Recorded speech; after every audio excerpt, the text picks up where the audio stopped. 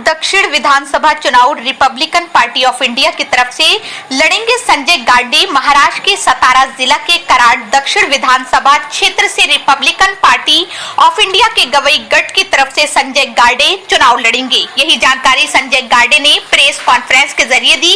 कराड दक्षिण विधानसभा क्षेत्र में कांग्रेस की तरफ से महाराष्ट्र के पूर्व मुख्यमंत्री, कराड दक्षिण के विधायक पृथ्वीराज चौहान और भाजपा की तरफ से डॉक्टर अतुल बाबा भोसले चुनाव लड़ते हैं। अब होने वाले विधानसभा चुनाव के लिए रिपब्लिकन पार्टी ऑफ इंडिया की तरफ से संजय गाडे चुनाव लड़ रहे हैं। यही बात कांग्रेस और भाजपा को परेशान करने वाली है। यशवंत विचाराचा वारसा आणि वसा लाभलेल्या ऐतिहासिक कराड नगरीमध्ये आज होऊ घातलेल्या विधानसभा निवडणुकीच्या अनुषंगानं येण्याचा योग आला।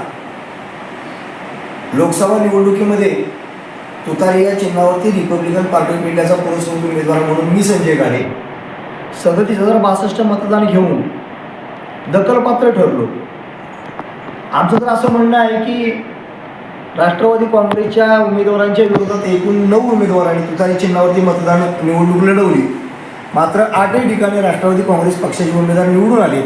एकमेव जिल्हा असा आहे की जो यशवंत विचाराचा बालेकिल्ला मानला जात होता, शरद पवार साहेबांचा बालेकिल्ला मानला जात होता, त्या सातारा लोकसभा मतदारसंघामध्ये केवळ RPIच्या पदाधिकाऱ्यांनी घेतलेला कष्ट, चिवट आणि चिकाटीने केलेल्या प्रचाराच्या बळावरती 37,000 मतदान घेतलं आणि राष्ट्रवादी काँग्रेसचे शशिकांत शिंदे हे 32,000 मताधिक्यानं पराजित झाले आणि भाजपचे उदयनराजे भोसले निवडून आले।